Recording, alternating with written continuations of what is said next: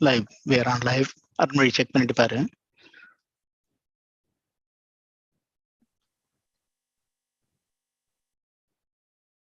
How do I cancel it? Yeah, we are live. Thanks.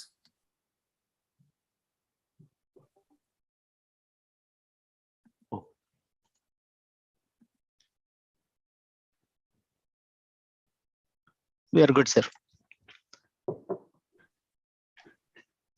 Good morning, Vanakkam. After a long time, we are meeting here for the Annamalai University Alumni Association live streaming. Today, we have an excellent program that we would like to highlight today. So last week, I would say September 30th was our Founders Day. Founder, the great Raja Sir Annamalai Chettiar, who took enormous efforts to create this university, because back then, in that century, there was an government published statistics that the Chidambaram, Tanjore area is underprivileged in terms of education. So that's why he chose this place, coming out from Karaikudi, and then created an excellent team of people. You name it, those time, anybody who became a professor or faculty, they are all probably legends in their fields. That's how it was started, and then it continued its journey today. It was 93rd year for the university, and we are marching towards the centenary celebrations soon. It was a great accomplishment by the university. Thank you to Raja Sir, Annamalai Chettiar, and then his son Muthiah Chettiar. Then came Ramsamy Chettiar. Of course, we proceed with all of it. With that said, well, let's jump into the day's interesting topics. I would like to invite first Subbu Mayappan of 1993 E&I or E&E, right? E&I, Subbu. Yeah. Welcome. Let me add you there. So, Subbu was one of our guests a couple of shows ago. He did an amazing job. He's an entrepreneur, self-made millionaire, billionaire. Whatever it to be, it's a hard work, that paid off after several years. And he's a technology expert as well in terms of, mobile network communications and amazing technology that he was able to explain. A lot of people responded back after the show with positive comments, including students. They said, wow, we didn't know this is all exist, and we would love to have more sessions. So we will do more. And today, welcome. Today, Subbu, for a change, is going to be the person who's going to be the host, interview another gentleman we would like to invite, Mahesh Ramanujam. Welcome, Mahesh. Oh, thank you. Thank you, Muthu sir. Muthu sir, I like that. I hope I didn't drag much. So that's the way we are all used to be. But Mahesh has an excellent background and something that normally we are all not in. So I would like Subbu to introduce Mahesh. Yeah. Thank you, Madhu. Thank you for inviting us and having this opportunity. It's going to be a really nice session. There's a lot we can all learn from here. So first of all, I'd like to start off with the Tirukkural that's very appropriate for this session. Anjamai ஈகை அறிவூக்கம் இந்நான்கும் எஞ்சாமை வேந்தற்கு இயல்பு. Right, so for essentially lessons in leadership, what Thiruvalluvar said is that no fear, you need to give back, and you need to have the knowledge, and you need to be able to encourage and be encouraged all the time. Then that's a natural course of a leadership. I mean, it says for the king, but essentially lessons in leadership for me, and that resonated with whatever we're going to talk about today, and so I thought that start with that today. So I'm privileged and honored to introduce Mahesh Ramanujam, and I'll start off with a resume point. So saying I know Mahesh. That's not his resume, but that's my resume to be able to know Mahesh.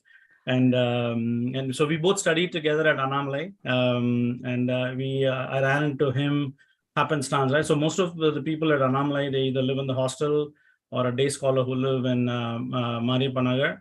And we were actually, and we lived closer to the city per se, and near the temple. And Ore Sandila, so I ran into him. He used to go to college, and said, hey, where do you go? And then he was at computer science, and we started chatting, and there was some connection that we had, right? It's whether it's a cerebral connection or whatever connection it was, we had a good connection. And you'll see that Mahesh picks and chooses his friends. So I was one of the privileged ones to be part of his group of his friends, and we did a lot of things together. We presented a lot of papers across the country, and that's how I got to know him a lot more about him. And over time, I've watched Mahesh, and he is, for me, he's a lesson in leadership, right? He looks at whenever I always think about it as, if you want to get on a boat, whether you lead the boat or you want to row the boat for somebody else, sometimes you say, okay, that guy can, and I'll just row the boat, right? That's the kind of a person that Mahesh is, and when I see him, he'll admire his growth, and most importantly of late, his passion towards driving green initiatives, and we'll talk a lot about that. That's something, as you said, Muthu, is different than what most of the people that we know in our circle and graduating from engineering and Annamalai do. So that's something is going to be super useful for us to learn from Mahesh about. Right? And Mahesh currently is a co-founder, president, and CEO of Global Network for Zero, GNFZ. And what GNFZ does is that it convenes a coalition of leaders to progressing society towards ESG, right? We've heard the term ESG a lot, which is environmental, social, and corporate governance for ESG. So what GNFZ does is that it convenes the leaders for ESG that are more geared towards ESG compliance, and I'll have Mahesh explain that a little bit better for us when we talk about it. And ultimately, his vision is to have a zero greenhouse gas economy. Right, that's how it is. And to me, how I ran into reconnected with Mahesh is that I was at NextNav, and we were doing a lot of indoor location things, and particularly when we go into new buildings, cellular signals don't work all that well. And I noticed that all of them were LEED certified, right? And that's a pretty common term that was there, and a common theme across all these buildings, because they want the buildings to be green, and they want it to be protective of sunlight and stuff like that for the environment, and which means that they're also going to shield cellular signals. And I said, what is this LEED certification? And then I looked up, and it led me to what is called US Green Building Council. And so that's the body that certifies all these buildings to be green and LEED certified. And then I looked up the leadership, and it said Mahesh. I said, Pata, number Mahesh. So, so I connected with him and said, and that's how I reconnected with him after several years. And that was a great way to run into him. And then I was just blown away with the work that he was doing. Right. So he's overseen over like 200 countries to create this whole LEED certification as a movement, and worked with several world leaders, and we'll talk about that as well.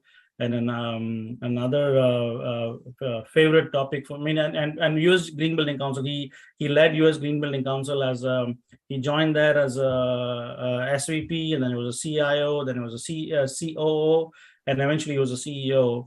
And people have known about a lot of for-profit companies being a CEO, being a CEO of a non-profit company, which is US Green Building Council, that has all of these certifications, and running over $100 million in turnover is not a simple challenge, right? It's just because the for-profit is one way, but we have to run it as a non-profit and still have to show growth and whatnot. So that's another challenge that we'll also talk about on how he was able to do that, right? And Mahesh, I've seen Mahesh do keynote speak a lot of places. They invite him to do keynote speaks. An awesome speaker, very inspiring, and he's shared the stage with former President Barack Obama, Bill Clinton, Amal Clooney, Jark Ingalls, and a variety of human rights advocates and trailblazers. And and prior to US Green Building Council, he was at IBM, Newgens, and a few other companies, which we will also talk about his journey. And I would say, being associated with him, he invited me when he had a fireside chat with President Obama. I had the privilege to be on the front seats with my daughter and myself, listening to Mahesh talking to President Obama and talking to him about ESG, green, all the green initiatives that USGBC was also working on at that time. And he writes proficiently and his writing is featured in several international media outlets and publications, and a great thought leader and on the ESG and investments and technology, where we're going to go. And of late, he's been dabbling in the not the cryptocurrency space, but the blockchain space as well. And we'll talk about that as it relates to ESG, right? So there's a lot of new things that we are not necessarily used to, that Mahesh is lives and breathes all the time. So I'm truly privileged and honored to introduce him. So Mahesh, welcome. Thank you for taking this time to talk to us as well. Yeah, thank you, Subbu. And I'm used to calling you SPM, so I'll stick to it so that I don't confuse the audience. Thank you for the board also giving me the opportunity to talk today. I'm excited about sharing the story, and most importantly, for the kind introduction. Thank you so much. Yeah, amazing. I wouldn't say just kind introduction. Subbu, if I would have known, we could have had a session just for introducing him. His resume is large. Yeah, it is, and I want to do justice to I hope I did, Mahesh, to all the things that you've done. But we'll talk through a lot of those things, and I learned a lot from him, and I hope we all can as well. Excellent. I'll set the stage. Here you go. Both of you can take over, and then we'll come back later. Yeah. Thank you. Thank you, Mr. Hey, Mahesh. So again, thank you for joining us, Mahesh. And what I wanted to start off with was the essence of this talk or the chat that we're going to have today was about leading with a purpose, right? And what does that mean when you say leading with a purpose, and how do you think about it when you lead with a purpose? Yeah, it's a big question when Arun Murray and you and me and Muthu sir were talking about all these wonderful topics that we could discuss. Leading with purpose came to my mind because, we are all anomalians. Somebody thought about purpose very long time ago, exactly 100 years ago. And today we are the products. And we have created this massive opportunity for ourselves, and we are creating opportunities for others. So it became a very meaningful statement to me. And as you think about it, it's a big statement. It's a big question. Because most of the time, my personal purpose is never aligned with the overarching purpose of an organization that I'm part of, or vice versa. So when it comes to me, when I think about purpose means leading with people at the forefront of every single decision you make. Mm-hmm. That means being able to answer questions related to any of your partners, any of your companies, any of your employees that you engage is to say, hey, does this person or organization share the same value for human life that as I do? And that means that do they really believe and operate under the basic truth that everybody should be afforded a universal standard of living? Mm-hmm. It should not be a privilege, it should be a right. Mm-hmm. And does this person or organization listen to the needs of the community and its employees, be it an organization, And then have I personally listened to those needs? And if I am the leader of my own life, what personal stories from my own experiences can empower me to lead with humility? That is one of the greatest traits I admire about you, SPM, leading always with humility. And that's something that I think we need to do more of it, all of us collectively. And then to me, from a very young age, it has always been about people having the opportunity and the access to the quality of life that I think we all deserve. After all, my greatest lessons of sustainability and leadership, of course, came from my parents, who taught me to tap this untapped resource, like all our parents, called values. Because my father always used to say, values cost nothing, but they are priceless. So I think that is why this session is very meaningful to me. That's great, Mahesh. And I always have admired you about you don't just lead for the sake. There's always a lot of reasons behind it, and sometimes it's very complex and intertwined. So great to bring out that message to say that when you lead, you lead with a purpose, right? And so that's one topic that I wanted to start off with. But I also wanted to again, for the uninitiated, I didn't know until I associated myself with you. I didn't know too much about all the green initiatives that are happening. So I want to put some terminology out there and just have you explain that to all of us, so that we know what we're going to be talking about throughout this discussion today. I mean, to me, after I've been associated with you, Mahesh, to me, Mahesh means ESG, right? But ESG means a lot, right? So whenever I see green and ESG and all that, I immediately, somebody's, if you say Apple, then Steve Jobs come to mind. And for me, all the green I associate is with you. So let's talk about ESG as a concept, Mahesh, right? If you can explain what does that mean? How are people using it or abusing it in some cases? And so if you can touch upon that, that'd be great. Yeah, I think, it's a little bit of a nuance, because so many keywords have showed up. I have a laundry list of words called green, ESG, we have decarbonization, we have zero economy. We have thrown a lot of keywords already in this call, in this conversation. Yeah, but let's keep it simple, right? I always say that for us, sustainability is ingrained in our culture, right? When you think about sustainability, all of us had to live frugally because we could not afford to waste. None of our parents wasted. So today, now you're talking about recycling and reusing and rebuilding. I always used to argue in India when people used to come and talk about energy efficiency. I would say, let's first generate energy, then we'll talk about efficiency in energy. Because there are so many villages in India are not without power. So to me, I always think that given our roots, sustainability is not a buzzword. Sustainability is the way of living. And we have been taught very early by our parents and our ancestors that if you take care of the environment will take care of you. If you take care of the people will take care of you. And always lead with values. To me, that is in essence ESG, right? Now let's get into the brass tacks conversation. It is. I'll tell you, Mahesh, just to add to that, when ingrained in us, manjapai kalathilende, we always used to carry manjapai, right? And that was super. That's a lesson in sustainability to say that okay, don't and now we're going back to manjapai again. So, but yeah, that's where it's like you said, sustainability is ingrained in us, and not to waste and stuff like that, right? So, yeah, please, go ahead, going to the brass tacks. Yeah, exactly, brass tacks. And I also always believe that if my father and your father and all of our parents did not make the sacrifices they didn't make, today we won't be sitting here and having this fancy conversation sitting across the globe as global citizens. Right. So let's never forget that aspect of sustainability as well. It's about fiscal sustainability as well. Right. So when you come to brass tacks, what has happened is that the purpose of the purpose of an organization, the purpose of a business, has been long ingrained in the capitalism as sharing the shareholders' interest, which means profit is what was priority. But then, so it was always about shareholder capitalism.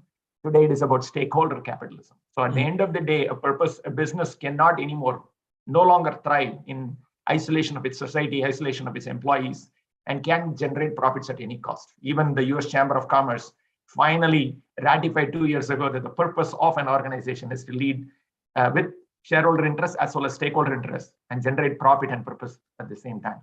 So I always say ESG is about balancing all three, which is environment is about making sure that your business is not adding to the additional problem that is already being created due to the rapid expansion of the economic empowerment that's happening around the world, which is more carbon emissions. More carbon emissions is detrimental, that much we can all understand, to our way of living, to our quality of life. And that creates a whole range of problems that's related to basically exploiting the environment. You loot all your resources out, and then suddenly you're going to worry about where to go for your resources next, because you have become so dependent on those resources.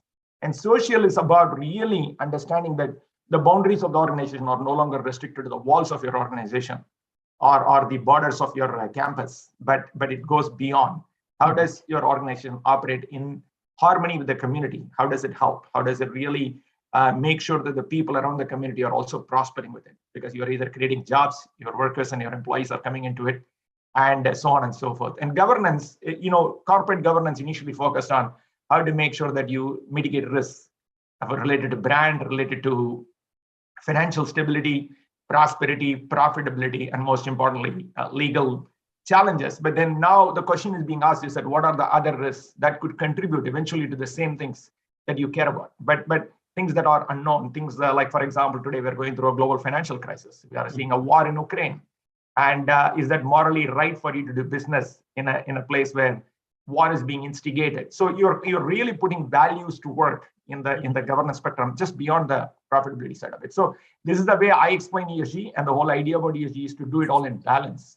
Do it in an interconnected way, and most importantly, do it with the people, as I said earlier, with the center of everything you do. So that is ESG for me. And obviously there is a detailed checklist, and there are a million questions that we ask people around the planet. But if you can understand that you have to balance all three, then you're doing the right thing by your organization or your entity or the role that you serve.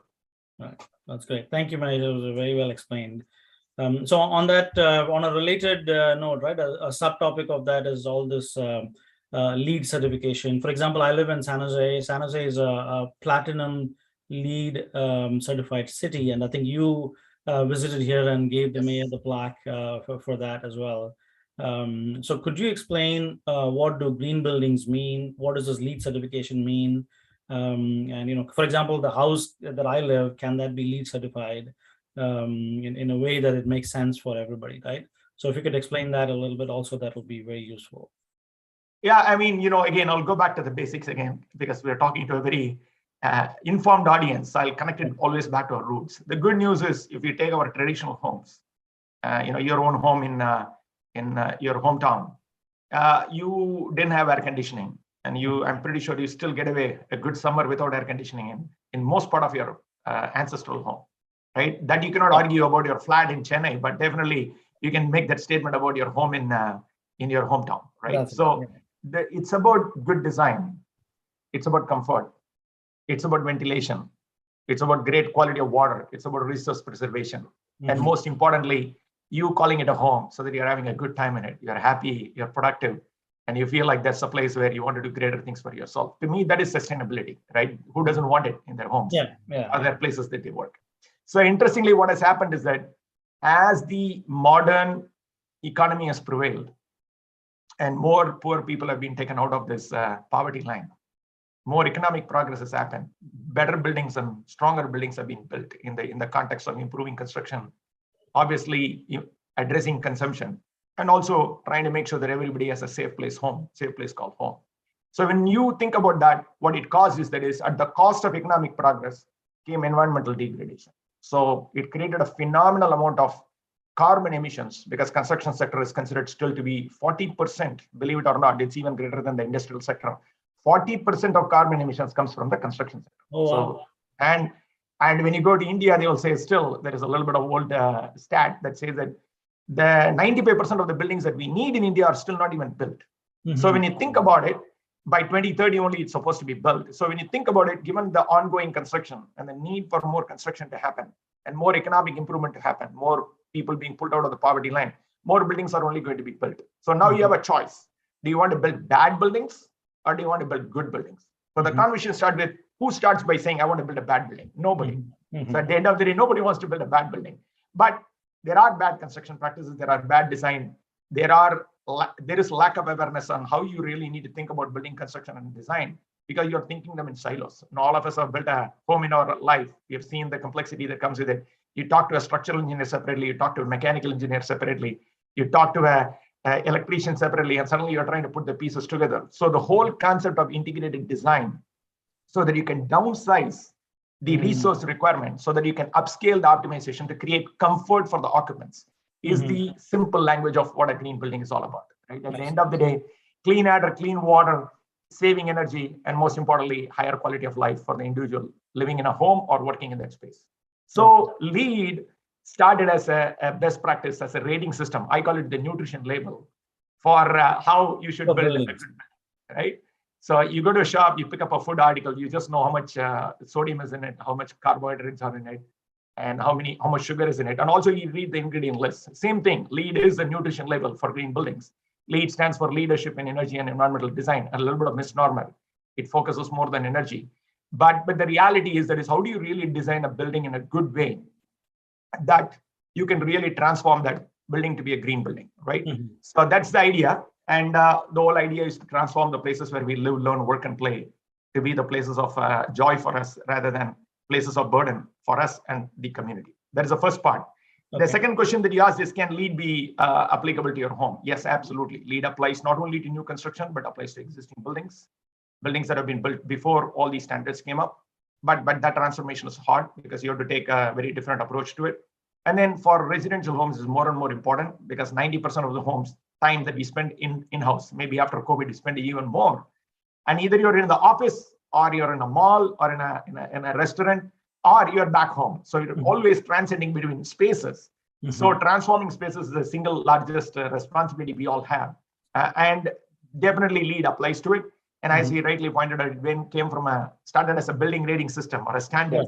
Now it has become a community and a city level. And then I'm very proud to have given the plaque to San Jose Mayor for being one of the LEED Platinum cities in the United States. So that's the journey of LEED. Yeah, that's pretty awesome, Mahesh. I mean, good to know, right, where it's headed, and can you still, how does profitability and cost play together with building a LEED certified building? I think this LEED. I always say this as a simple thing. You don't need to build the platinum building. Right? Everybody comes to me, they always want the best. Everybody, when you want to go buy a car, at least you're looking for the best car that's out there. And then obviously adjust it to your budget, right? Whatever you can afford. So generally, I'm not a great advocate of people building this because for name and fame. But I generally advocate people saying, look, if everybody would take one small step, a million small steps is always better than 1% taking one large step. So the fact of the matter is we want to transcend practices. We want to transform practices, right?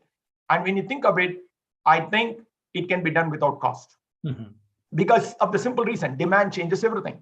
If there is a view that many business leaders are listening to this call and this conversation, and they will make the obvious step about exploiting the demand. So demand changes everything. So you have to really generate the demand. And to me, it's about really making sure that we actually make it affordable by really creating the demand, which means that we don't need to go for the moonshot, but we should make the incremental steps that we would like to make. Because businesses do care about profits, and we have to make this profitable. You can't say that you're going to have a 20% increase in construction cost for a building, and that is a natural barrier for people to do the right thing. So the question is not a choice between doing the right thing and not. It should be we should make it easier. So I have always advocated that people should do things easier, cheaper, faster, smarter, and then naturally they'll go to the next step on that. Right. No, that's great. Yeah. So I like the approach of the small steps, right? It's a lot more easier to create awareness and community around small step than flying everybody to the moon, like you said, right? So that's great. And then just maybe a couple of other topics that are pretty commonly used is what does it mean to be carbon neutral? What is decarbonization, right? And so those are also some common buzzwords in the green movement, if you will. So it'd be good to clarify that as well. So it's very simple, right? Everything we do generates carbon dioxide, and it's the greenhouse gas, which is detrimental. and many people come back and say to me frequently, hey, we want to remove carbon. So there is a phenomenal leader in the green building space by name Bill McDonough. And he gave one fantastic speech where he said, don't say I want to eliminate carbon, we'll all be dead. So the idea is not to eliminate carbon, it is to eliminate carbon in the wrong place, which is that if it is in the atmosphere, it's bad. If it is in the soil, it's good. So you really want to make sure that, it's about, the whole idea is about removing carbon dioxide And at this point in time, you use the word carbon neutral. Carbon neutral is to really make sure that all the emissions that you do is offset by some kind of net activity. For example, planting of trees is a great example. So if, let's say Subbu flew to Virginia, where I live, and you know that what is your carbon footprint? You know, most of the airlines today provides it. Google provides it today. Yeah. Exactly, location to location. If this metric ton of carbon you're generating, you have no way to control it because you have to travel for work. You have to do the right things.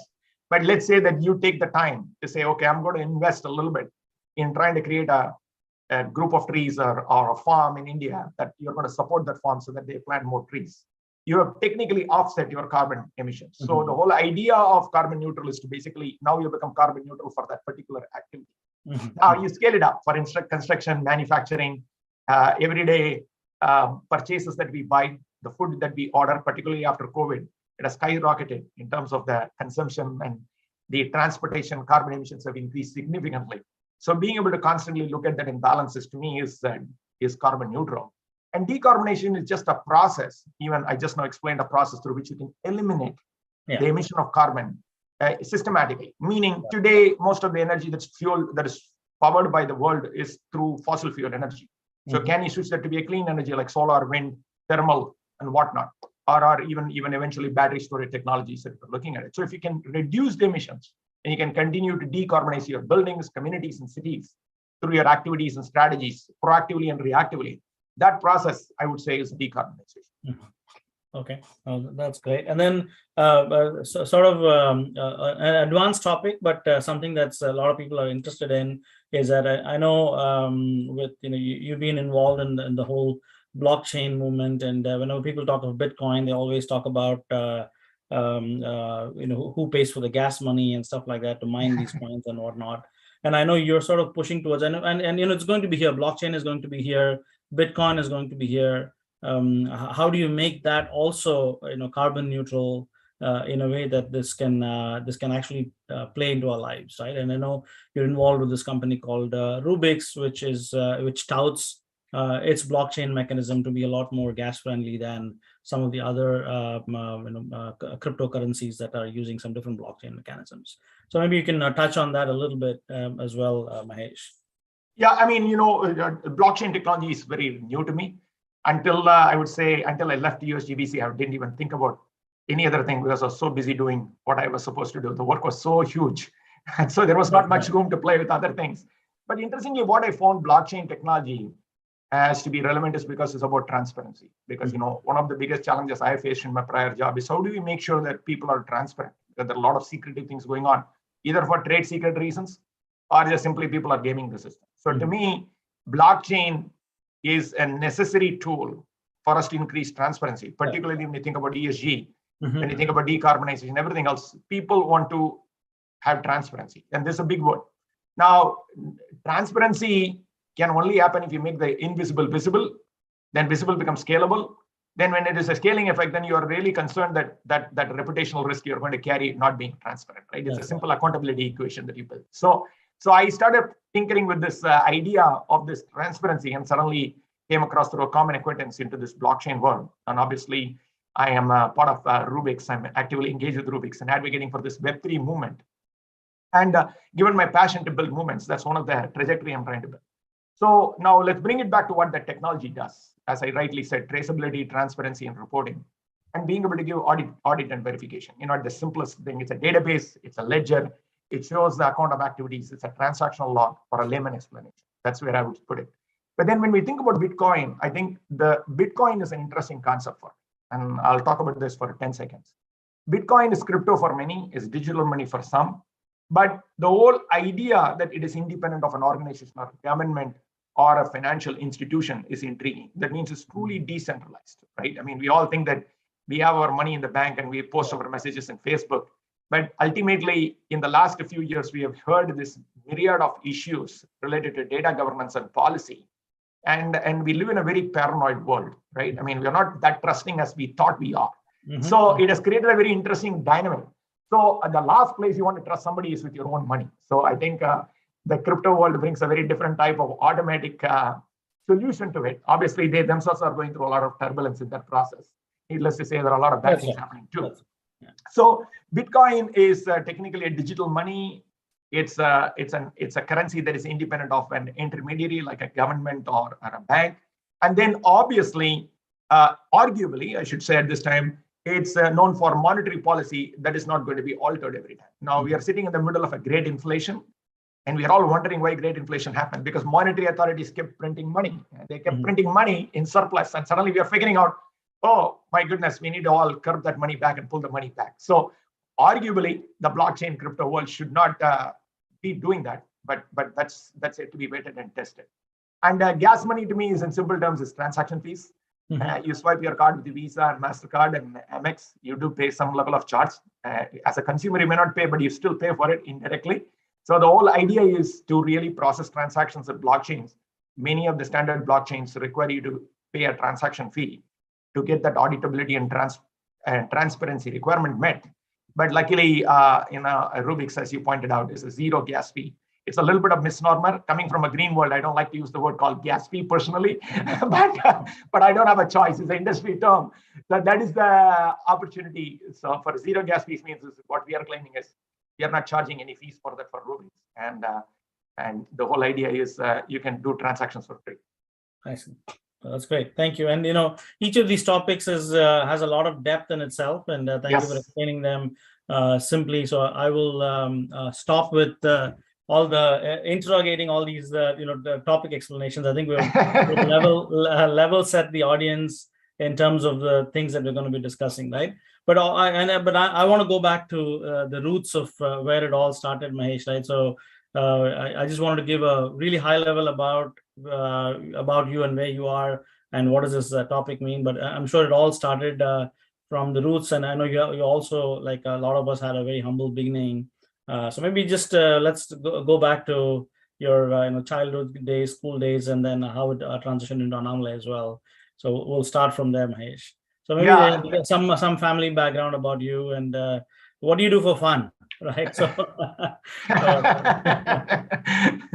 So it has been an interesting journey for me. I've been very fortunate because obviously my father was a blue collar worker, so that didn't intimidate me much, but definitely didn't discourage him from giving the resources I need. So anything I'm made of today, I attribute to my parents and my grandmother, and of course my uncles.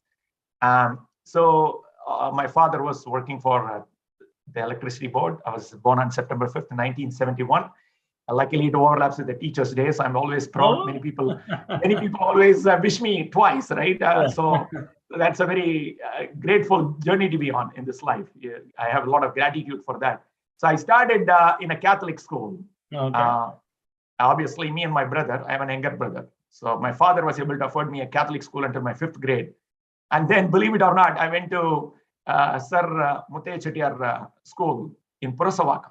I see. And who happens to be a nephew of Raja sir of Annamalai University. So I had a good fortune of studying in a Chettiar school for a majority part of my life, which shaped my career, right, in terms of how to think about it. Because I'm from this small neighborhood, I'm suddenly thrown into this very affluent neighborhood called Purasavakam, Veperi, all the locations most of the people are familiar with. And this place has got money, and I have never seen money in my life.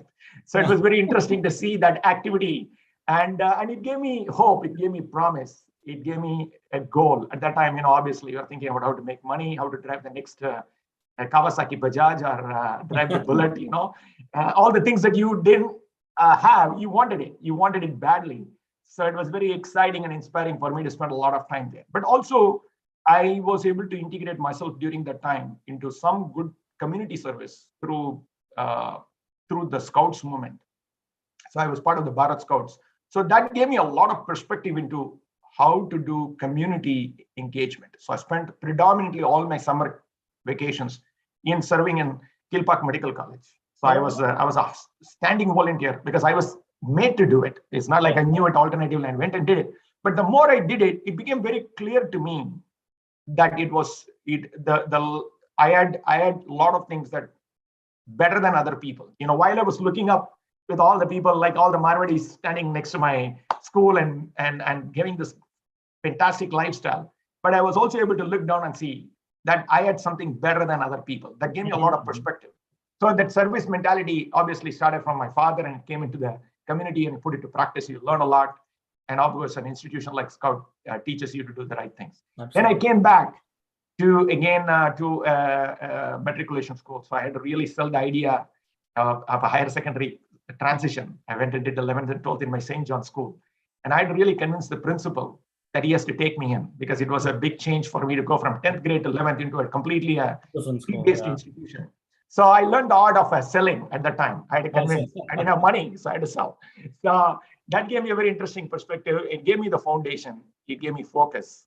And it made me eager to win, because I realized if I don't win now, my chances of taking office is gone, particularly given my family conditions. A singular goal I had was I need to make my family become affluent. That's a goal I had at that time. And so it was good. And then that brought me to Anomaly University. Believe it or not, I only applied to 2 universities. One was PhD Tech, another was Anomaly University. I got PhD Tech, but I didn't get computer science. But in Anomaly, I didn't take the job, but I got chemical.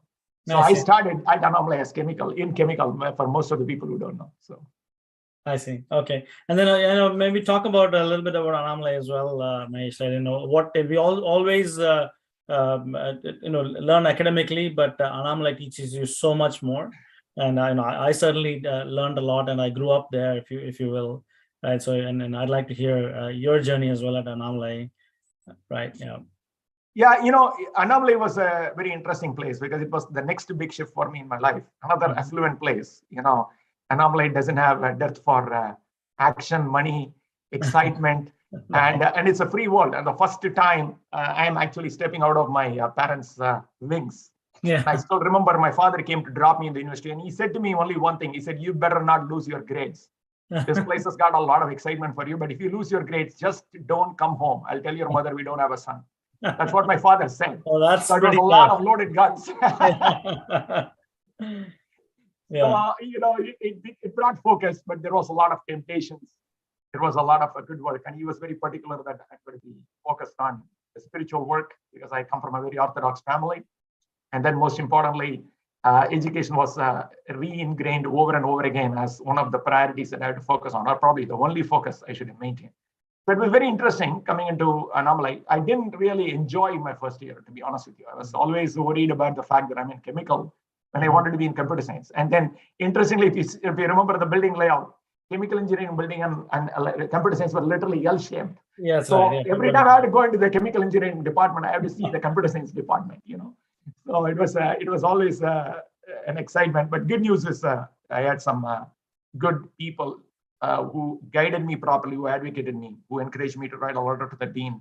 At the time, Sri Andiyappan was there. So somehow I got lucky. I still cannot believe that happened. It still remains a miracle to me. But I got myself in computer science in the 3rd year. But what I'm excited about Anomaly is that the Anomaly being a small town, it's a business town, right? It's a very small town. It's a very, in relative to everything we're dealing with today, obviously. It had a very interesting dynamic in only 3 places: the temple, the market, and of course, the college, right? Yeah. Your world constantly revolved around it. And then occasionally you jump out to go to Kadalur or Pondicherry, which technically was not my focus area. But for others who went there, I always wanted to go, but I couldn't. But interestingly, these 3 places taught me something very powerful. It gave me I think the temple experience is one of the best. I think today, wherever I am today, is because of Nataraja and Govindaraja Perumal's grace. That is, I'm eternally grateful. There is nothing that you can receive in this world that could be better than that.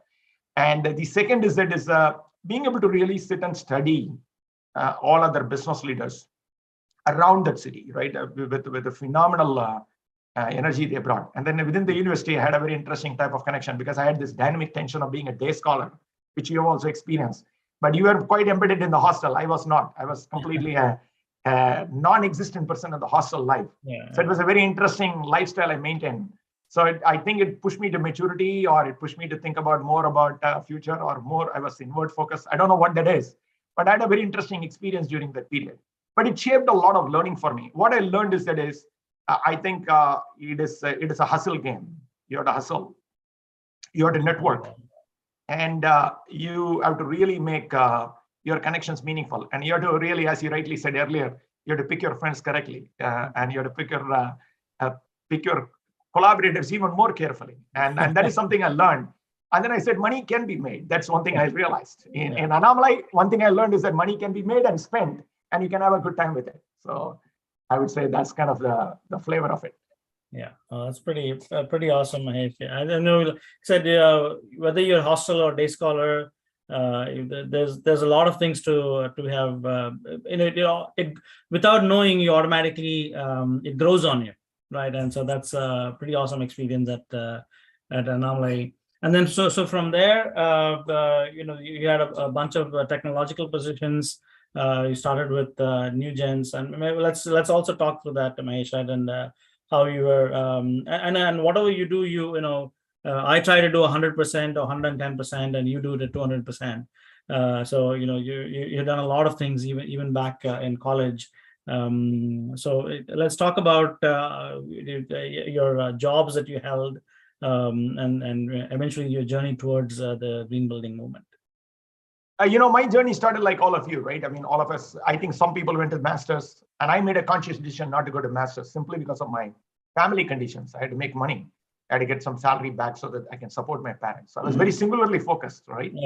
So my campus interview came from Delhi, so my first job was in Delhi with the News and Technologies. So I am this guy from South India, never been in Delhi before. And I am landing in Delhi. The only advantage I had was I knew Hindi. So that's only a living grace at that point of time, saving grace, I should say. But otherwise, it was rough because, fundamentally you change. The first thing I realized was I'm so used to Chidambaram, Kumbakonam, degree coffee. When I go to Delhi, they don't know what coffee is, right? Yeah. Now in Delhi, everybody drinks coffee. Right. So I still remember, for people who understand coffee, that my office guy would actually take a cup of tea and he would take a half a teaspoon of brew and mix it. And he would give that to me as a coffee because he won't make coffee separately. Horrible coffee. So, but that was a big life change for me as a coffee lover. But the journey started in Newgen in a very simpler manner. But then what happened was Newgen is a document imaging company. Today, modern document imaging is so far advanced. But at that time, 93, I still remember Windows 3.11, and I did Windows 3.11 for 6 months without a mouse. So you can think about how primitive we have lived once. And it was a fantastic company. It's a great story of two entrepreneurs from IIT Madras who had founded their second venture, true product development company. And I was great. I was really happy to be part of it. We had a good time there. But then suddenly there was this new engagement came in Hyderabad from this brokerage firm called Karvi Consultants. I didn't even know who they are. I really didn't have a clue about who they are. And generally there would be a lot of competition for people to take on assignments. But for that assignment, strangely, nobody took that assignment. Nobody from Delhi took that assignment. I was curious because it was South India. Most of the North Indians did not want to go to South India. Again, another misnomer today. But at that time, no Delhi, I would travel down south, right? For them, we are all Madrasis, and for us, they are all North Indians. It's a simple line that was drawn. And so I was forced to go to Hyderabad in Karvi Consultants. So I landed there, and basically, for everybody who doesn't know Karvi is basically a stockbroker firm. At that time, they were involved in secondary markets and primary markets. So my job was to basically help them implement one of the document imaging solution. I didn't know what I was going to do. I had no clue. I was just thrown into this big universe and said, go figure. That's what I was given as an assignment. And then when I started interacting with these people, obviously, they had a very humble beginning, and they were operating from 4 residential flats in a very good place in Hyderabad. And but they were hardcore business leaders, finance leaders. They were working on some really serious stuff. So it quickly became very clear to me in 30 to 40 days that this is not child's play. This is going to require a lot more hard work. And the expectation on the job was way over than what I could handle at that time. I was not confident at all at that time to know, hey, is this something I can do? For a guy who always believes that I can do much more, I was feeling my ceiling. I was feeling a little bit limited. I had my own worries about succeeding. But interestingly, what happened was these leaders taught me something very powerful. They said they took a chance with me. So they allowed me to stand up and say something, because there was a situation, without going into a lot of details, there is a situation where I realized that what they were expecting and what I had to offer and what my organization had committed there was a serious gap. I'm pretty sure that was the first time I experienced it, but then I experienced it a million times afterwards. That's a different conversation all of us have. But Right. interestingly, I didn't know how to react to it. So finally, I had to come clean.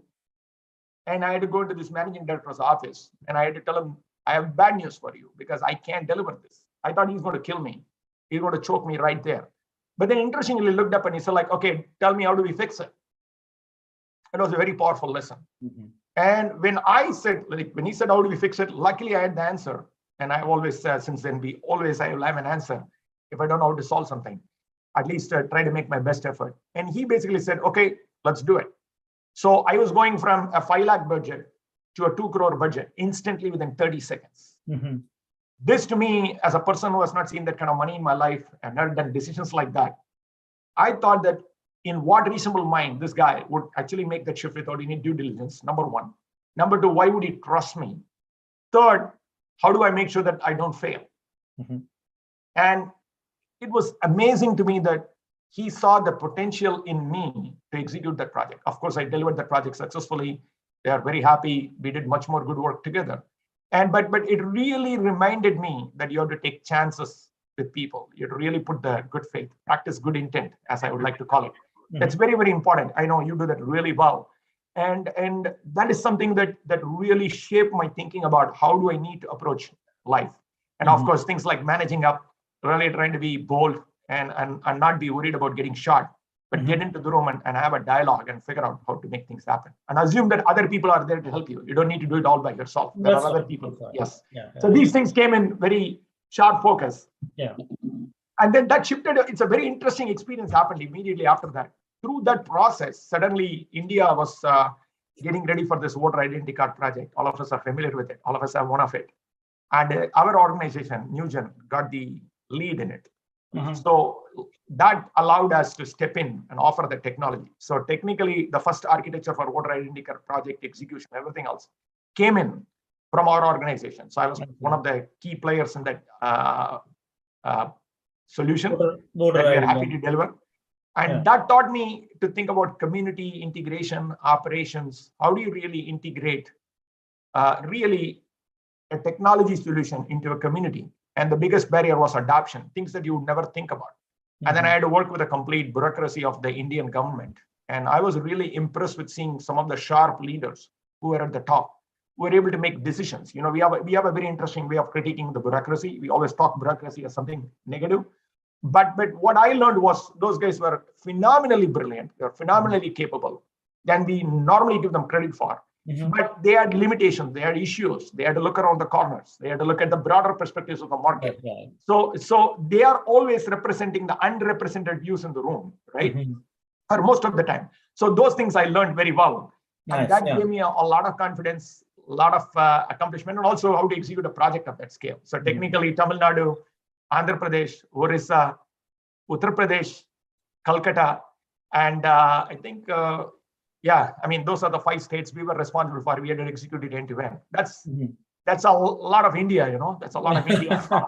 That's good. Yeah. But that's a journey. Yeah. And then obviously I was not very happy being in India because I had some disagreements with my leadership. And then I decided to come to America. I built my own firm here to give it.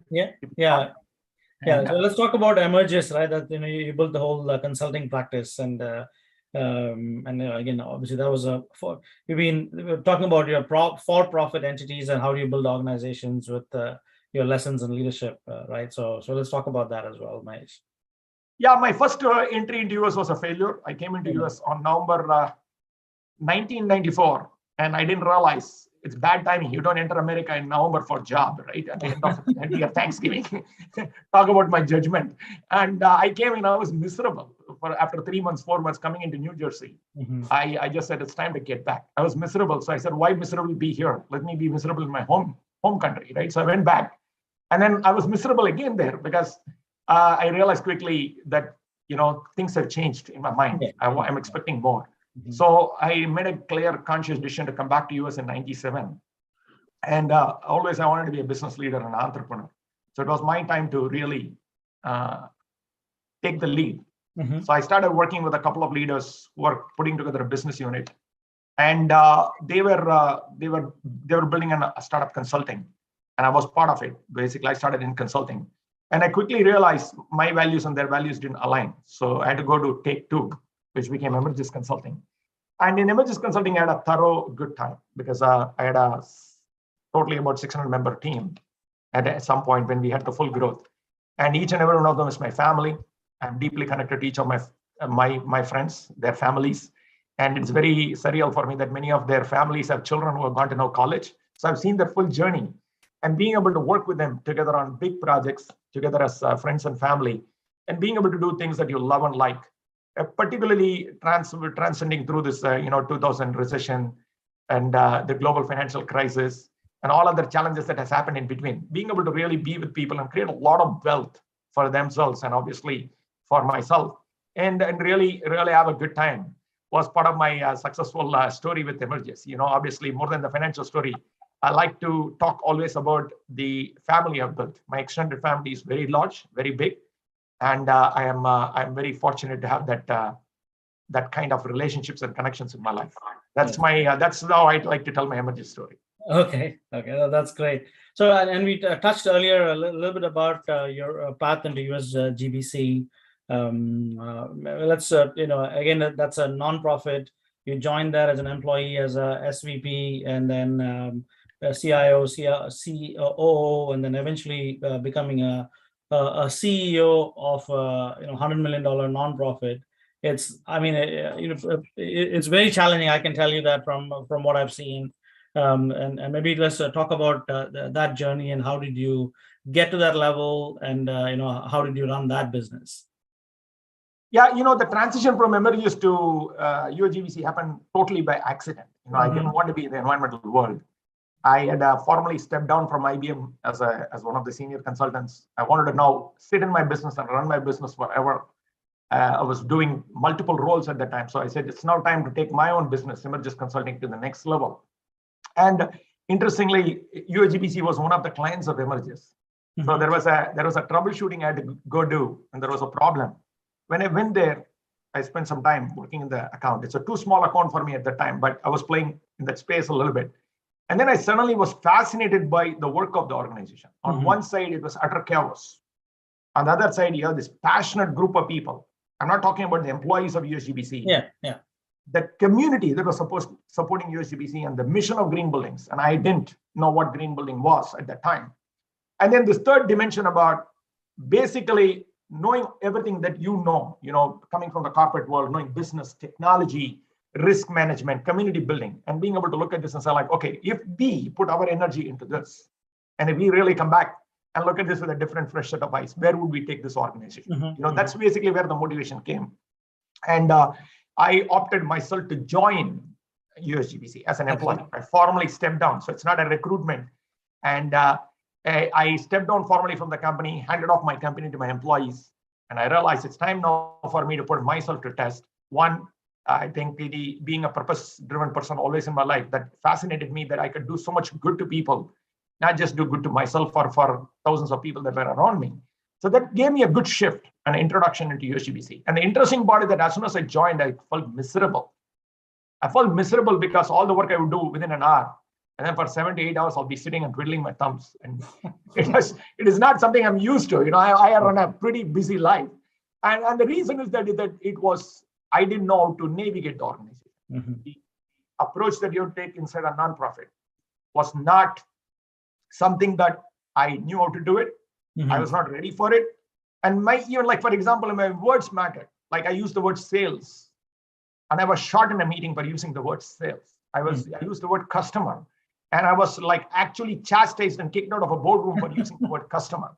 Right? I mean, then I realized, my goodness, I made a terrible mistake in my life. This is not the place where I belong. Because, and for a heavily, operational guy and who's always thinking about how to basically become more, it was a wrong place to be. Then it took a lot of learning for me.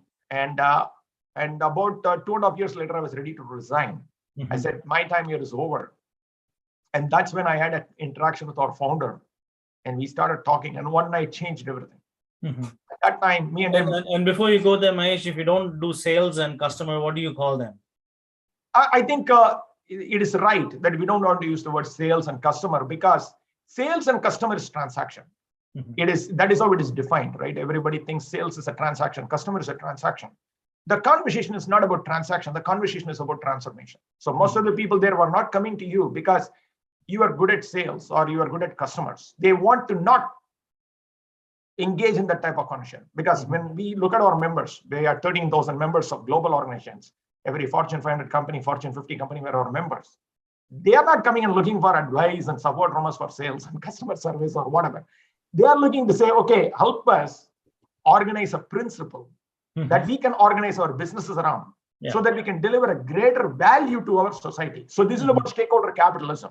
So in a stakeholder capitalism, you have to move from the words customer, and customer becomes community, transactions becomes transformation, and your enterprise becomes your network. So it's a very important language differentiation, because what you're delivering is the intangible or the intangible. And what you're delivering is inspiration. So you have to tell people that, look, you don't have all the right answers, but we will organize, convene, and we will help you get there. And why we need to get there is because this is why we are getting there. So the emphasis on the why more than the how and the what, right? So I think this is the language shift, and it's very different, right? Very different than what we used to from a for-profit enterprise. So thank you for clarifying that. So anyway, let's talk about the conversation you had with the founder. Yeah, it was very interesting. 6 hours. The founder, he gets all the credit. He built the greatest platform. He's a marketing genius. He's a community genius. He is a phenomenal guy. I mean, his name is Rick Fredrizzi. I've never worked with a leader better than him, and he's phenomenal. He's a phenomenal leader. He's my inspiration. But during the dialogue, he had a fantastic conversation, and we talked about his legacy. And then I realized that he was lonely. We have all heard this command is lonely, but I didn't realize that he was more lonely than even the textbook definition of lonely. This work is hard work. Yeah. You get penalized every single day for doing the greatest things on life, right? But you have to every day show up and say, like, okay, I'm going to do this much more because this is going to help people out there. So that related with me deeply. And I said, instead of leaving and abandoning this guy, I should now double down and actually be his what do you call his champion, his second in command, the guy that he relies on, those type of things that naturally that he provoked that feeling in me through a dinner conversation. The meeting that was supposed to be 15 minutes went for 6 hours. And in that conversation, that is the takeaway I had. So I ended up not saying what I wanted to say. And then interestingly, next day morning, being the astute leader he is, that's one other thing I learned from him. Next day morning, he announced me as the CIO. I didn't ask for the job. I see. But this is how it happened. He called me and he made this random conversation in the room, and he called in everybody in the room and said, this guy is now the CIO. He just made up a title. Oh, wow. Right? I mean, CIO, SVP and CIO, not much of a difference, from a tech space. I was running tech, if you remember. Then within a month, my boss, who I was reporting to, immediate boss, the COO, left the organization. So immediately he called me and said, Mahesh, you now run the organization. Oh, wow. Okay. So it was the fastest promotion I've got in my life, I would say.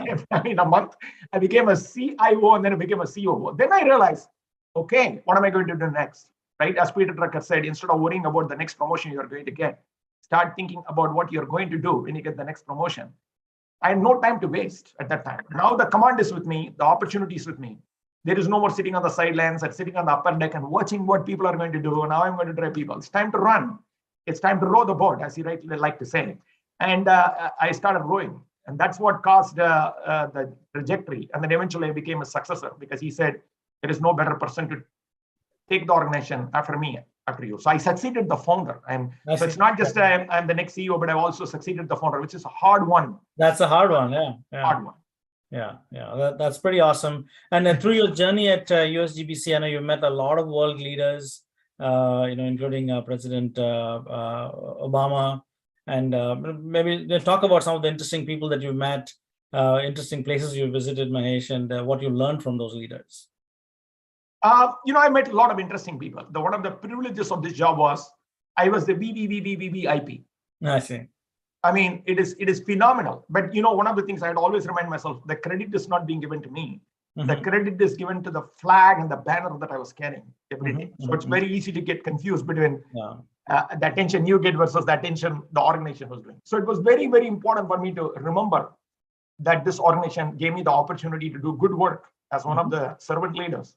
but the mission and the vision of the organization was the most powerful one. So that allowed me to be, I've sat with ministers, I've sat with the dignitaries, I've sat with diplomats, I've sat with pretty much, you can imagine most of the people that I've never imagined in my life. But one of my fortunate meetings was with a few people, which you mentioned. I had a chance to meet Hillary Clinton. At that time, she was not running for the president of the United States.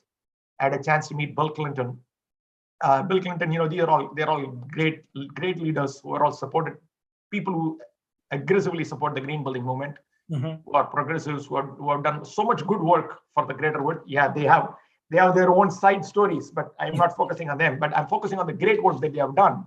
And then I had the wonderful chance of meeting President Obama.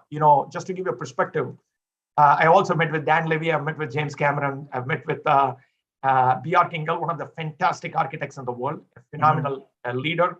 I met Amal Clooney, believe it or not, the human rights activist lawyer, wife of George Clooney. And these leaders are phenomenal leaders. They try to not sit in their comfort zone. They try to do more good than anybody can possibly imagine. So the story with President Obama is the most interesting one. I've been trying to get President Obama for 7 years in my job to get into the story. And I even, if you remember, I even told him that on the stage. I told him on the stage. And I liked his answer better for that. He said, I hope it's worth it. Yes, it was.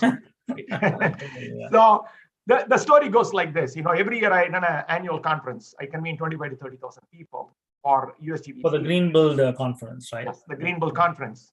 And interestingly, the 25,000, 30,000 people, they're coming there, yes, to get education, get networking, and everything else. But I also felt that there has to be something more to their life than just doing all these things, because we all do that all the time, right? We network, we connect, we do talk to people. I always called that as a family reunion. So I always felt that moment on the stage is very special, that if you bring a star actor who sets the goal of what could be possible, like President of the United States is a very, very serious title to carry. And then what makes the person to be able to get that? And how did they get that? Is that a 400 monster, or is it just a normal human being like you and me? So I think as you witnessed during the conversation with President Obama, that happened. So my passion was to bring President Obama onto the stage.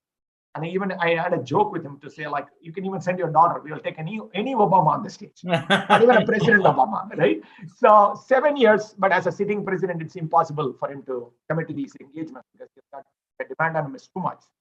But then interestingly, when he retired or when he left office, it became a little bit easier for us. Yeah. But he's also the most fiercest advocate for green. I see. Today, just to put a sound bite for President Obama, today the United States government cleared the largest bill in the history of the United States to climate called Inflation Reduction Act. That is $298 billion going for climate change investments. A work that we have done 14 years of hard work, trying to get people to think about investments, being responsible investments, which means that if you spend $1, make sure that that dollar goes to make things better for the planet, the people, and the profit. Right. That part became a reality just about a few months ago. But that paving of that path, that hard work, that sponsorship, that leadership was all cultivated during the President Obama era, and obviously the Bill Clinton era. So it's a multi-decade work of these leaders. Finally came into culmination of the current president, President Biden.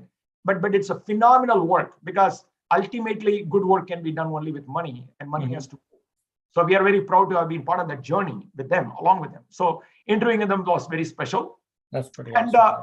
And I have met leaders like, I don't want to say leaders are only the President of the United States. I have met leaders who are facility engineers, who are facility managers, who are on the ground every day, day in, day out, tweaking the building a little bit to make you feel comfortable, make you feel healthy.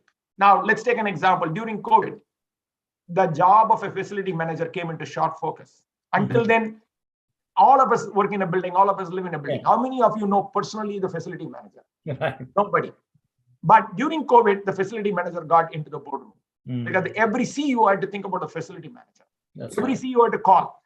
Then once I was giving a plaque presentation in the Target field in Minneapolis. And we were talking about, one of the biggest things in LEED is about waste sorting. You have to sort waste. You have to take plastics out. You have to take junk out, because most of the time when you're on a sports stadium, people are just dumping stuff.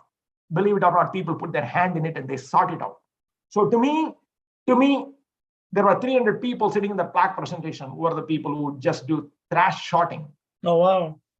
Trash sorting to make sure that, because otherwise you can't be a green building. That's right. You will not be given a green building certification. So you have to really go in and you have to trash sort. I mean, sort the trash, put them in different buckets and bins, weigh them, correct them, score them. When you do all of that, it's a lot of work that I would not do, right? I mean, so to me, those people are the true leaders. I met that type of leaders too. Yeah. And they did it because it's a job for them, but they also did it because they knew that by doing that, they're making that building Meaningful impact that you're walking in or you're experiencing is remaining a green building and doing good by the planet and the people, and of course the profitability. So I would say that that has been a tremendous experience. So I've seen the full spectrum of leadership. Yeah. And to me, the true leaders are the people who sort trash. To be honest. I mean, like I said, it's leading with a purpose. Yes, indeed. That makes, yeah, that's great. And in terms of, we're running a little bit short on time, Mahesh. There's a lot more conversations to be had. So I'll touch on two topics before we wind up here and switch to QA. One of the things is that, a lot of people are pretty aware of what's going on in tech and whatnot. So in terms of sustainability, that's a big buzzword, and ESG practices are everywhere in big companies. What do you think are like I said, just talk about some of the career choices that are, whether children are going to make for the green future that is related to sustainability, or if you say a midlife crisis, somebody like me who wants to change to sustainability, for example, and say, I want to look at a career choice there. What options are out there, Mahesh? Yeah, I think the first and foremost is that I don't see, one of the things that I've long advocated during my entire journey with green is that don't do sustainability as one more thing to do. Sustainability should be integrated in your lifestyle, right? I mean, we are all sustainable, right? Today, when you pull your car out, think twice whether you really need to make the extra trip, or whether you can optimize the trip, because everything impacts the environment. Everything we do generates carbon. So we have to be really smart about it.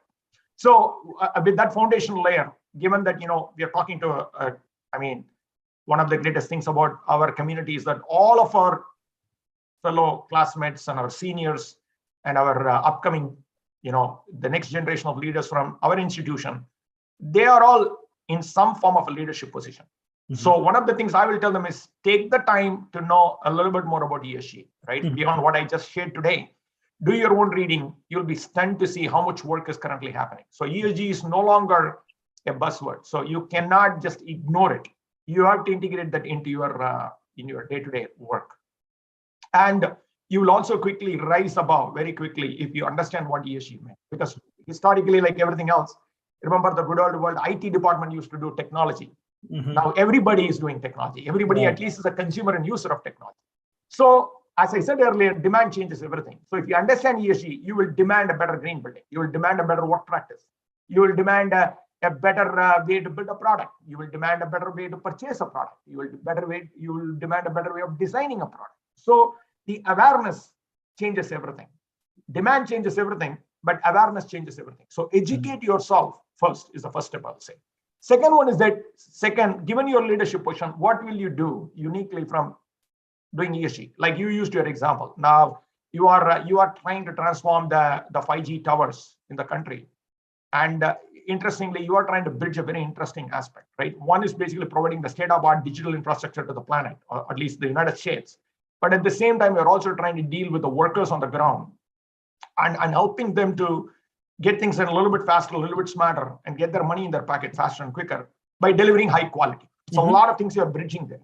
But what does ESG mean in that kind of practice, right? Because you talk about this eloquently. So much emissions are happening from cell phone towers. How do you bring reliability, resiliency?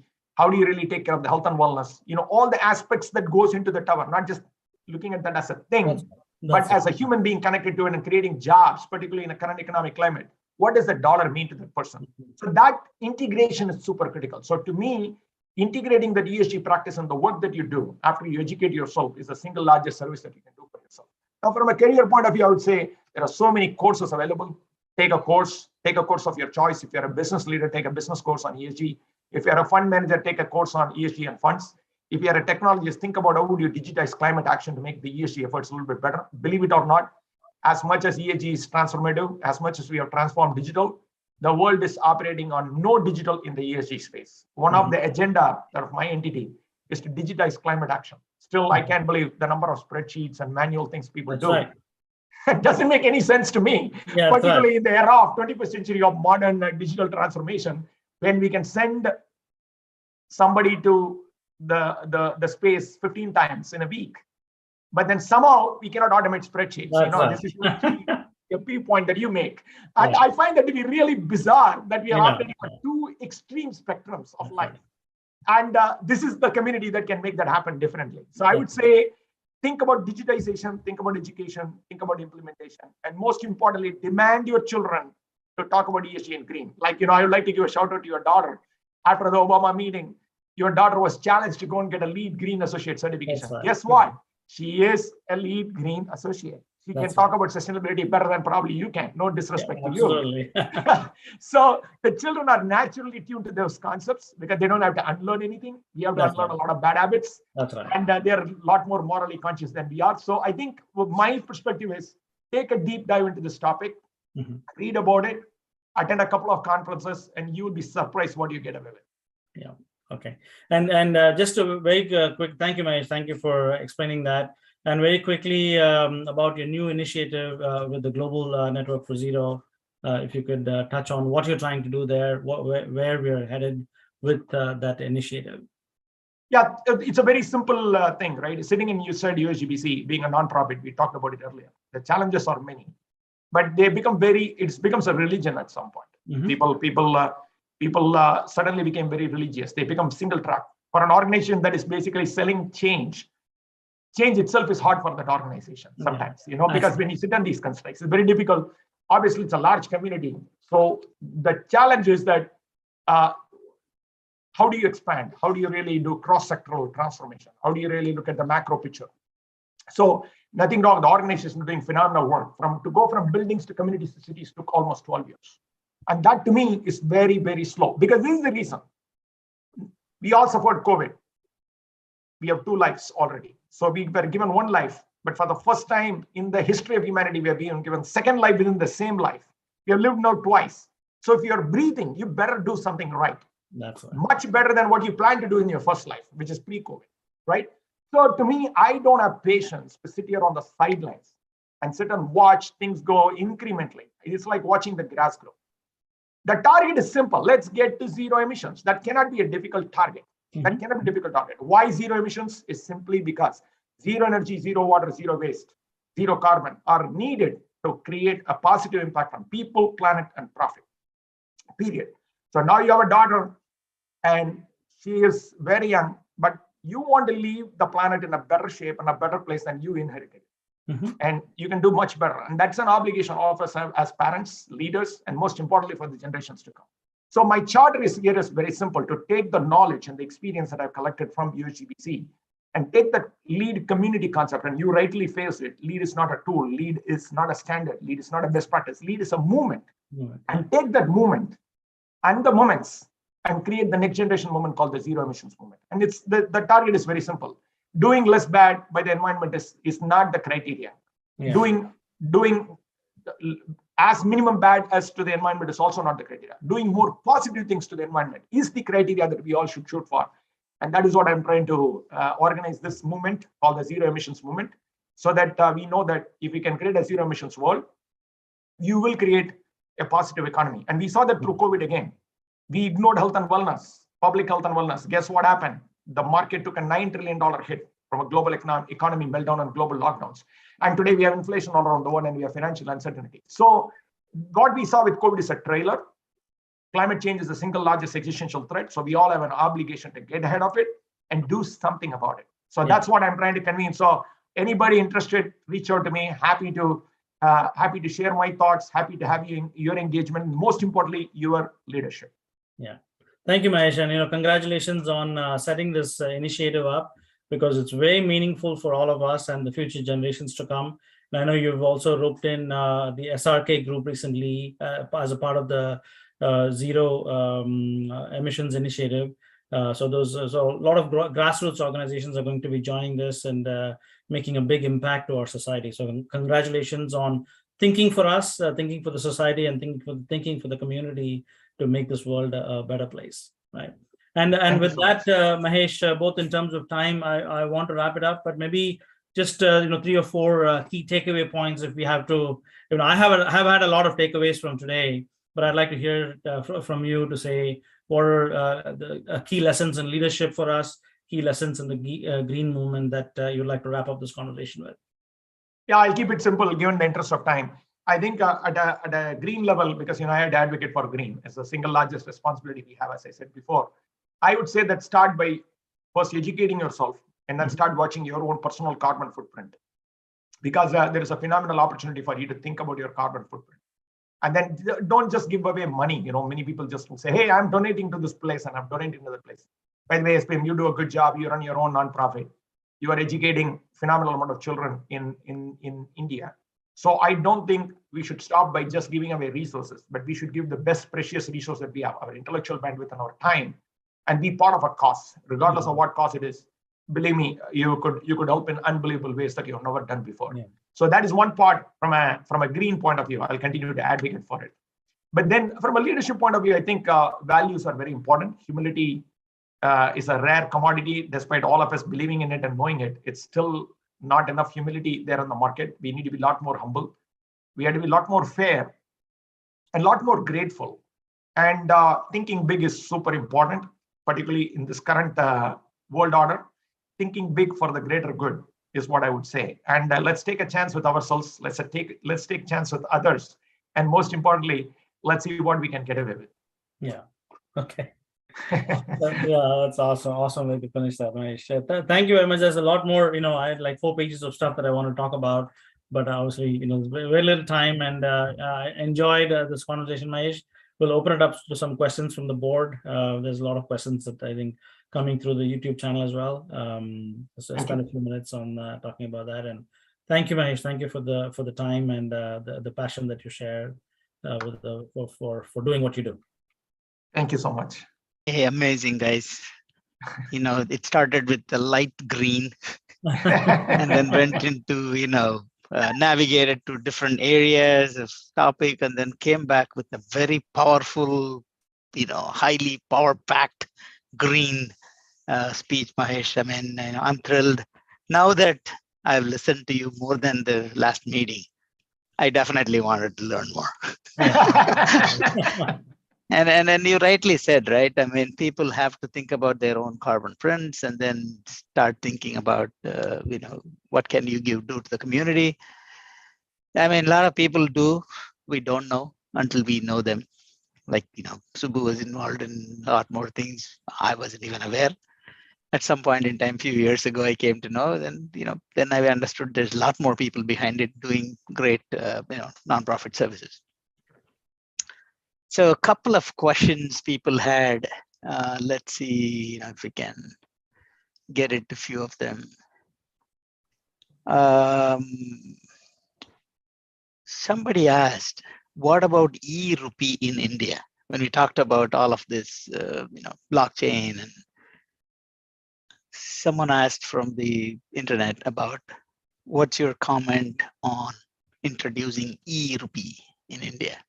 I think there are a lot of efforts that are currently underway for introducing e-rupee. A digital currency is definitely welcome. The idea of a paper is still invalid. And interestingly, we're already on Google Pay. We have done that mostly, right? In India with COVID, so many things have already happened. But the key differentiation is when we think about crypto and e-rupee, the idea is to avoid a centralized authority like a government having control. I think this is where the misnomer comes. The idea is like, for example, let me give a little bit of a different color to it because people will understand why. Do you know that in India, you could be prevented from getting a bank account? If you're not wealthy, I didn't touch on that topic. We talked green so much, but we didn't talk about income inequality. Do you know how powerful we are all on this call? Because we had great access to our parents took care of us. You are creating that for your children. You have wealth. You are sitting in America. You're sitting in London. You're sitting in all parts of the world. You have access. So yesterday I read a quote that said that I'm not ugly, I'm just broke. So it was a very powerful quote that I read in one of while I was walking, somebody had a t-shirt and I said like how true it is, right? Because at the end of the day, people don't care who you are if you have money in the bank, if you have access, if you have connections. So today in India, people cannot create a bank account. That would never happen in a crypto world. This is where the crypto conversation is very important. So this is about really solving the income inequality. I'm a little bit digressing intentionally. Right. But a e-rupee will be basically nothing but an advanced form of a digital settlement, digital process, which expedites the payment processing mode, and so that you don't need to carry all the money that you carry. But it's not same as the cryptocurrency. Just wanted to draw the differentiation, at least the objective. Sure. You're correct. I happened to travel a couple of days ago. I just came back from India, where everything goes by GPay. People don't carry cash anymore. Only we carry cash because we don't have a GPay there locally. Exactly. You're correct. That's right. Actually, there's Venkatesh had a question, Mahesh, about remote work and how it has helped with carbon emissions, and he gave a lot of statistics as well. So without going into the details, what are your thoughts on the future of work as it relates to carbon emissions? I think, definitely COVID said the future of real estate is dead. But, it has created other issues because many of the people don't realize is that it created the biggest mental health issue in the world. That's right. People have, every single person, I was even shocked to understand that, I was thinking like people will be happy, they're in their houses and all, but the isolation, the connect that you have, how many people what did they say? That travel is like skyrocketing. Every plane that we go is full. I don't see an empty plane. So that's because people just are not designed to sit in house, right? We are not designed to be in house. We are social animals. We like to be connected. We like to be out there. So definitely the remote work has reduced significantly the carbon footprint and carbon emissions. But I don't think it is going to just stay there at the intensity it did during COVID. There is something in between. That's number one. Number two is let's not forget that all the relationships that you have made in your life were made in conference rooms, the little meets that you had in your restaurants, nothing like having the same meeting in a room full of people. The energy would be very, very different. This one is, we're all cornered in our living rooms and we're taking this class, but you can inspire people just through Zoom calls. The moments of hugging each other and shaking hands and having a beer together or having a cup of coffee, or even having a very forcible debate on the face and just being able to go out and have some fun is irreplaceable. So you don't build bigger connections in it. So I feel like there is a balancing act that is going on. And particularly given the economic pressures are going to influence more towards this side of, hey, let's everybody work from remote and also employer pricing. But the fact is real estate is not dead. Office is not dead. You will be coming back to office much more than you think you do. Yeah. Okay. It starts with the hybrid now. So another question, what data is accessible on, say, on Google, for example, that helps one can understand the carbon emission in a location or during an activity? For example, construction, what kind of carbon emission it creates? Do we have data that people can read? This is from Sudarshan. Yes, that is perfect. There is a ton of data available, but the question is that they're all anecdotal data or they are very high level summarized data, right? So if you want to know what the sectoral differences are, how much carbon is being emitted by construction sector, industrial sector, agricultural sector, who are the biggest polluters, which companies they are, there is ton of information, completely decentralized, completely distributed, but it doesn't read like the weather. I always had fought for this while I was at USGBC. I said, guys, nobody has got the time to go through 150,000 pages of documentation to finally say, what should I do? That's why even at USGBC, I try to create a score for a building. So when you come into the building, 100 is neutral. So you're no carbon neutral. Below 100, you're doing less bad. That means it doesn't make you a good person. Above 100, you're doing more good. This, like we all understand credit scores. That's very easy for us to follow. We don't know how a credit score is made. We don't need to. But we all understand how a credit score works, and it has got implications on your own, liquidity and your ability to borrow credits. And that's something you have to protect and preserve and really have on the continuous improvement. So there are two types of data. There is three types of data we have to look at. Data, this anecdotal, this report-oriented data that talks about what people are doing is there. the details of how the data is coming together is very weak. And then below that, how much credibility you want to associate with the data, right? The issue here is that the question is that if you don't make the data available in a consistent manner, you are not really helping people to really find the problems with it and or identify opportunities with it. It's the two-way equation of this. So for example, if I came to you and said that, Mr. Muthu, you are the biggest carbon polluter in your society. Forgive me for just putting it in blunt terms like that, just as an example. You will immediately pay attention to like, why are you saying it? What practices I'm doing today? But then after that, if I don't give you additional data, you're going to say, well, it doesn't mean anything. Sure. But tell me, is it because of my car? Is it because I'm ordering too much food? Or is it because I'm just taking too much of plane travel? Or is it just simply because you got bad data? So you can't allow room for skepticism. So I answered this question a little differently because that's one of the reasons I am trying to be very singularly focused on this blockchain and other technology, because it's not enough people saying that I have it. I want people to demonstrate it. Mm-hmm. Right. I mean, if you see, like during COVID, all the data came out. We could find out how many cases of COVID were there in a location, and it was easily accessible. But pollution data and emissions data is not there. So people tend to mistrust whatever others are saying, because if you're going to point fingers at somebody, they're going to say, no, I'm not the wrong person here. So data transparency is very critical in going forward, the green movement, I think.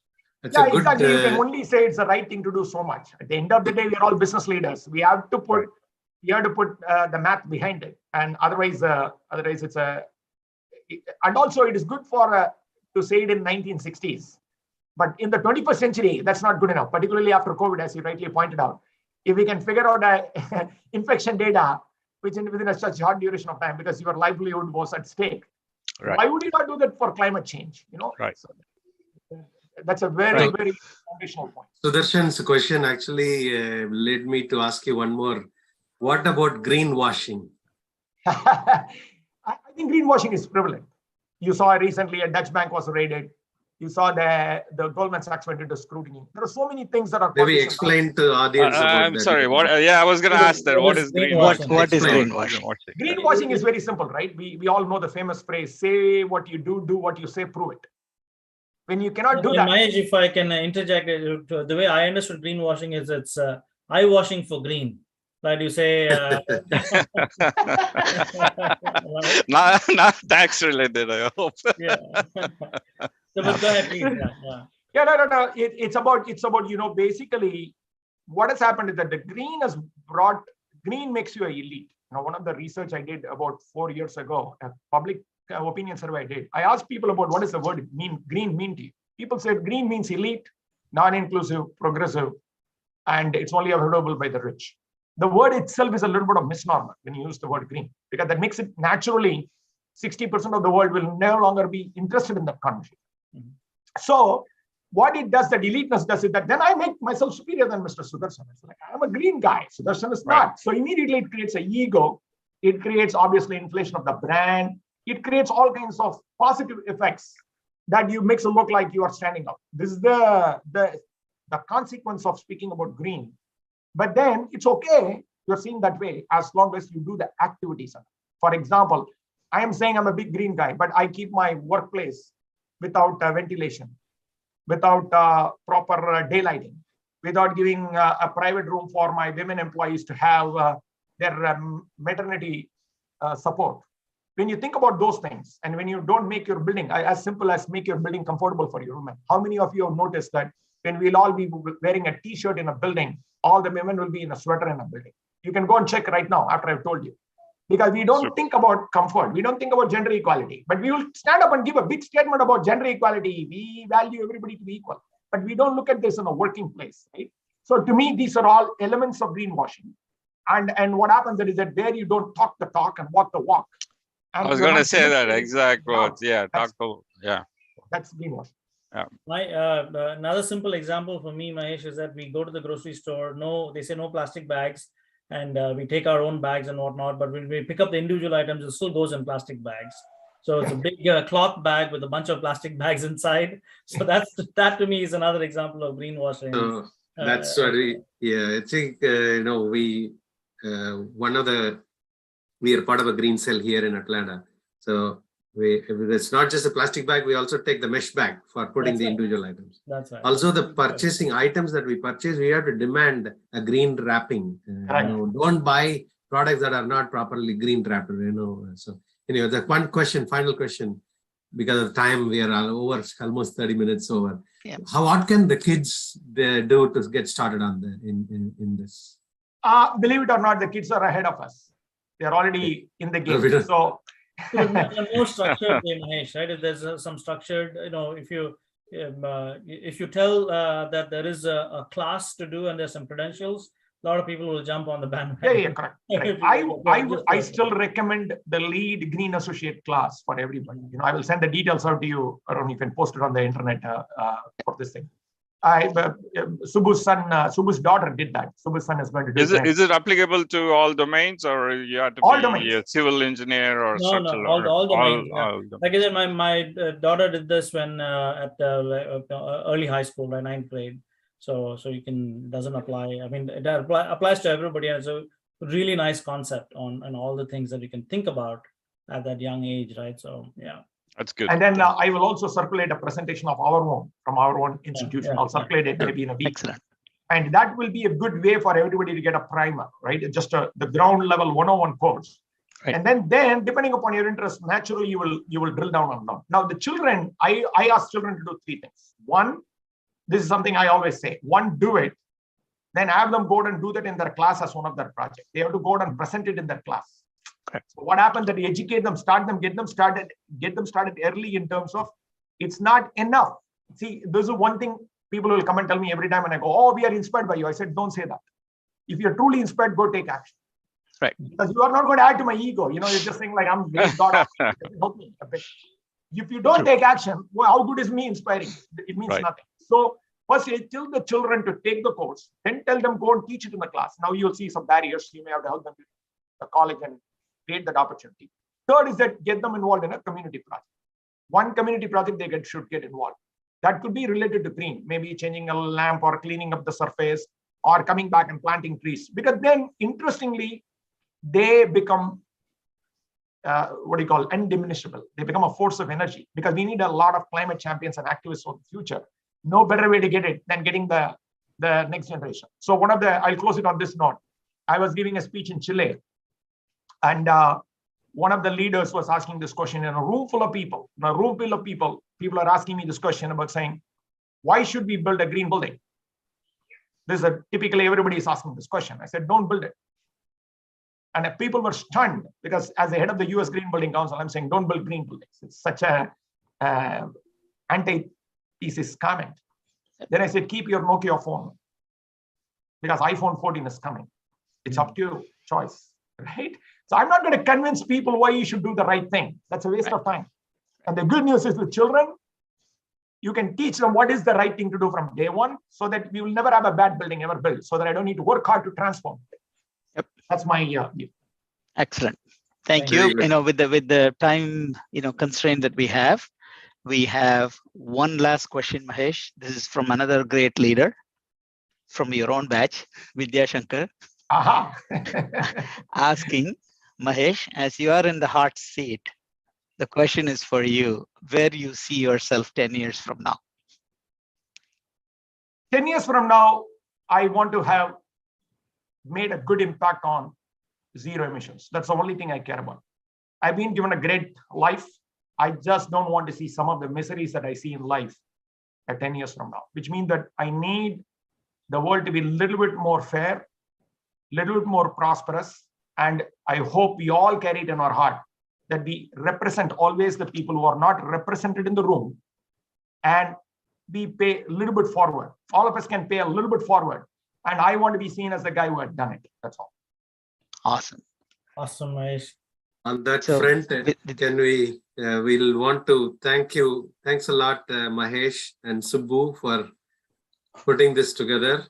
And for those who are watching it now or later, please do become, if you are in US and US Annamalai alumni, please do become a member.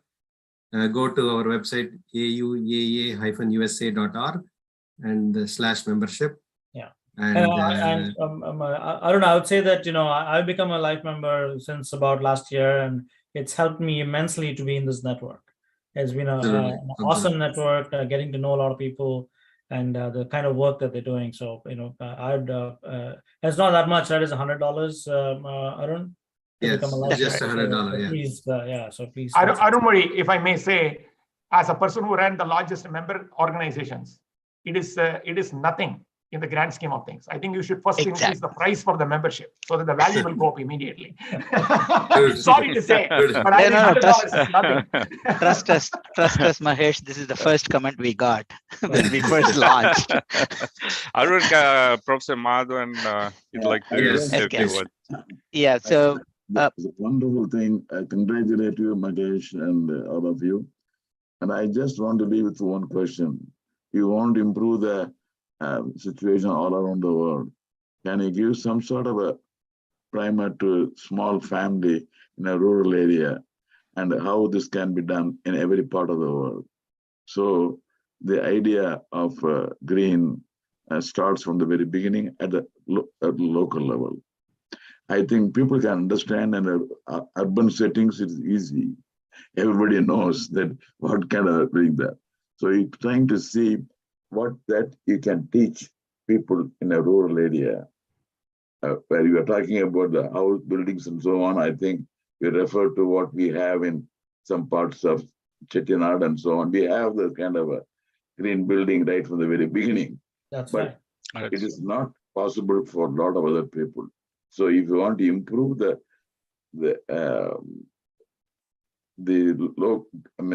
the world, what is that you can teach them? Something that they can understand. For example, can you give me some idea I can introduce in my high school, in my elementary school?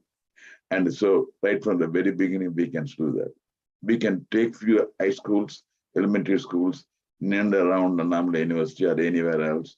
And as a result, a kind of a laboratory for you to do that. Absolutely, something in that the you interest do of time. will have a tremendous impact, and I think it's good for all of us. And I can say something, but not like you would do. So I want you to tell me something. Hey, here is what I want you to teach to the people. We will be more than happy to. What I'll do is that in the interest of time, I'll reach out to you separately and I'll share this. This will take a little bit longer than I would be able to explain here. But we can start with education. One of the biggest things that we have done is that in all these schools and everything else is to just even educate the children to understand what they can do, and then use them in a project to do a project in the school itself. Like basically water. I look at three simple things: water, air, and energy. These are the three things we should focus on. Sustainability, you can take all these big words, but nobody could argue with these three things. Clean water, how to always make sure there is clean water so that you don't have to go to a bottled water. Clean energy, how do you really try to think about first energy conservation and then eventually go to solar and other things. And third is that we could also add waste to it, but I'll come to that in a minute. And then the third is air quality. One of the grossly underestimated value today is indoor air quality. Once you are inside a room, how the air you breathe, is it clean? Is it high quality air? Is it an air that is actually helping with brain development of a child? These are very important things that very easily we can teach and we can improve without a lot of investment. And last but not the least is basically taking care of the waste and everything else. So I'll write to you a little bit more about this offline, and maybe I'll be more than happy to collaborate. Yeah, you include also a little bit about the food also there. Yes. Because combine them together and then give us a plan that we can introduce in our elementary schools, high schools, in our own villages. Yeah. And we start from that. We start from that. Yeah. Yes, I agree. We do that. So that would be really wonderful if we can do that. Thank you very much for even listening to what I am saying. No, sir. It's our privilege. Thank you, sir. So with the session being on, we are about 45 minutes over today. And let's wrap it up quickly. So, a couple of things that I noticed in your conversation. One thing that I wanted to bring it up is, the challenges you had in your life. You said, simple as coffee. Going to Delhi and say coffee, oh man, that's not even a coffee. Mixing some coffee powder and tea. Well, I have heard about, Viva tea, Bonvita tea, but first time I ever heard about coffee tea, or it should be tea coffee. Yeah, exactly. So, few things. This is for the students, those who are listening, right? Recently, I heard a lot of people get jobs, but then they don't want to take that, additional load of themselves. I know Subbu very well. How much percentage that he works on. But then he calling you 200%, that means it must be way more than 200%. So for the younger generation, right? I mean, people have taken jobs, people have come into our university, given jobs. They went there to the university and said, well, they give only so much money, but why would I work more than 8 hours? Here's an advice. If you don't, you will never be on this board.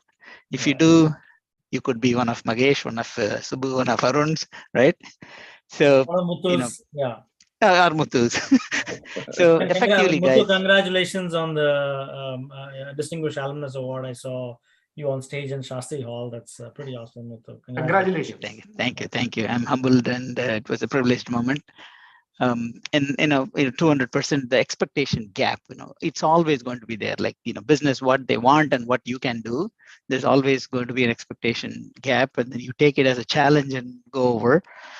And then, the intent to challenge, the boldness, not to worry about getting shot, all that is excellent tips for anyone, right? It's not just people for younger generation, it's for all of us even. Excellent points there. And then, the best part is a dream life that you explained. Somebody calling me out and say, hey, you are the CEO, and then, there you go. You put on your more than 200% on there to become the CEO. That's right. It's a dream for anyone to happen, but the dream did not come without any pain. Your hard work came out with that. So, great. And final call that you did for green, humility, and thinking big applies to all of us. Thank you so much for your, great thoughts and expressions on what can be done. Definitely, there's a lot more people I'm sure will reach out to you. I'm one of them who's going to reach out to you on the making the planet much more greener. So thank you so much, Mahesh. Thank you for your time. Thank you, Muthu sir. And most importantly, thanks to Arun Mori, who was persistent with me for almost 7 months. And we have been going back and forth. So he won finally. So congratulations to Mr. Arun. You should ask Arun the same question. Yes, President Obama asked. Right? Arun and Muthu. Was it worth it? Was it worth it? Right. Yeah, Arun and Muthu have always been instrumental in creating these events, which I know is a lot of help for students as well as the alumni in the US. I know. Our association is young. We just started last year. I think it's like 1.5 or almost 2 years now. So we appreciate everybody's support, and Dr. Madhavan has been a mentor for us throughout the journey. Hopefully, looking forward to more of these events. Thanks, Arun. Thanks, Muthu. Thank you. Let's do more. Thanks, guys. Thank you, everyone. Thank you, Mahesh. Thank you. Thank you, Arun and Muthu, for this opportunity. Bye-bye. Bye. Good. Stop. Thank you. Stop the streaming.